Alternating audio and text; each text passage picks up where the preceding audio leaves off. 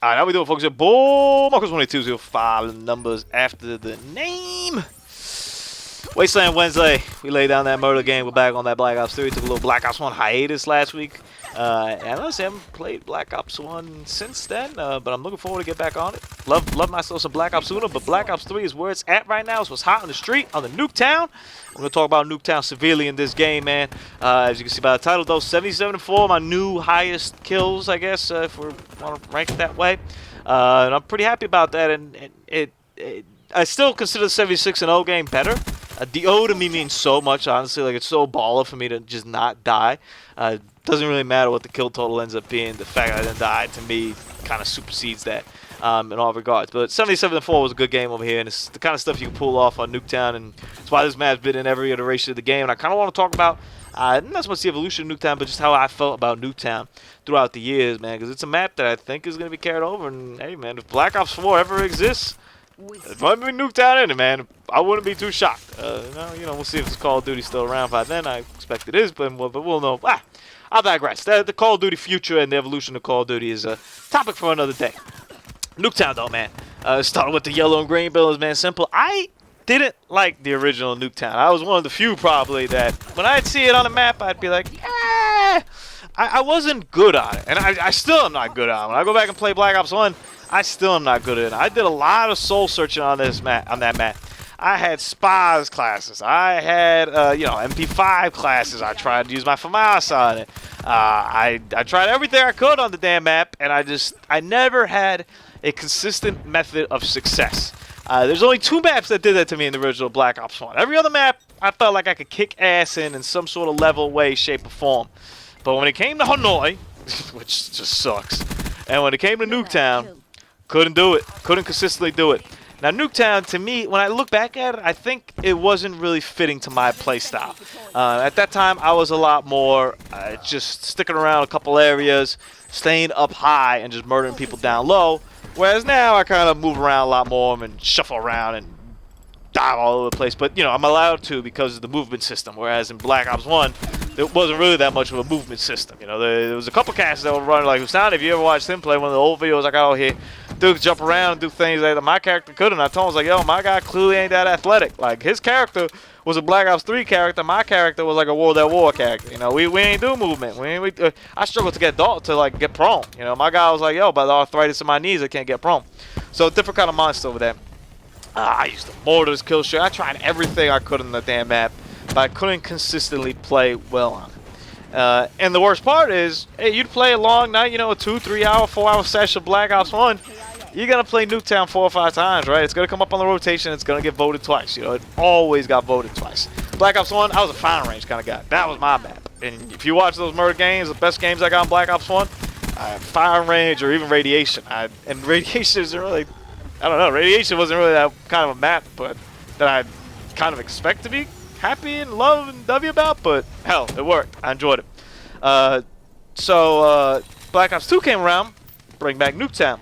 Now, I did a lot better in the Nuketown and Black Ops 2, I think, for a couple of reasons. I was able to adapt and change the game to SMGs, right? I was able to use the SMGs. I liked using the SMGs. An MP7, for example, to me was something I felt comfortable with and something that I was good with.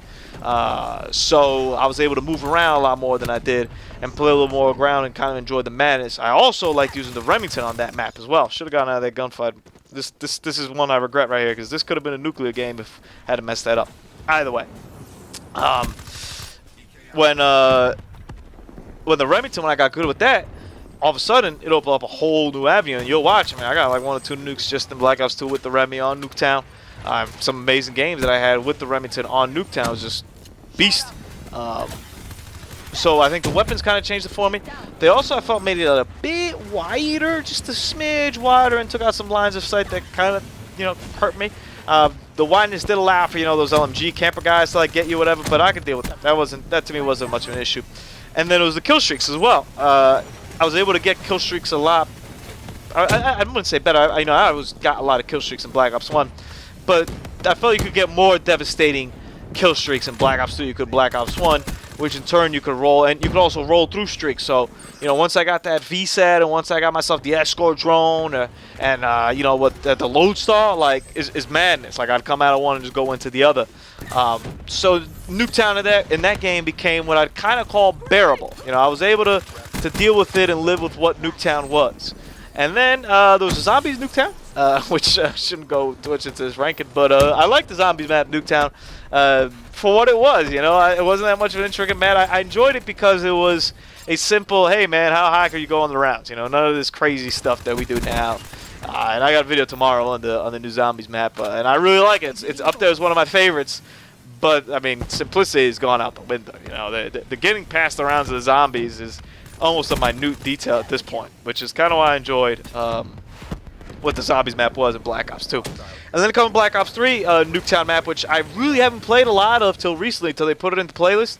I knew it was its own separate playlist. I played it a handful of times just to get a feel for it, but I didn't really care. I didn't want to go and play in like a mosh pit just to play Nuketown. I don't love Nuketown that much to do that. But this might be my favorite version of Nuketown. I haven't fully decided between this one and Black Ops 2 yet. I might give a final conclusion maybe a little bit later on. Right now, if I had to rank them, though, it'd probably go Black Ops 3, Black Ops 2, and Black Ops 1 Nuketown. The wall running abilities to me is cool. The movement that we're able to do is pretty cool in it. And, you know, the kill streaks and the sentry guns and the wraps. I mean, there's just so much fun that you could put into this kind of map, and just so much damage you can cause when you're rolling in it. And there's also a pretty competitive aspect to this map. I see a lot of people that do well in this map, and it's one of the things why I like this map a lot is a lot of people like it, and a lot of people play it, and a lot of people are experienced with it. And there was a very direct correlation if I go and look back at Black Ops 1, why, for example, I was really good on Crisis. I think last week I put the video up on me going like 35-1 on Crisis. And I'm still good on Crisis. Crisis is just a random, generic map that takes place in Cuba, I think. Guess what? People didn't play Crisis a lot. That's just a fact. People didn't like Crisis. People didn't play it a lot. People played Nuketown a lot. When people play Nuketown a lot, they get good at Nuketown. And in turns, you don't become as good at Nuketown because there's other good players in Nuketown. Whereas I'm still really good at Crisis because there ain't nobody else who plays Crisis like that. Like, there ain't nobody else who took Crisis that legit or played it enough to be good at Crisis. The point I'm trying to make is there's a lot more experience. First of all, there's a lot more experienced players I feel in Black Ops 3 than in any Call of Duty title to date, and I think we're going to keep seeing that because the more you know, the more that the series evolves, the more people it adds on, the more people will become better with it.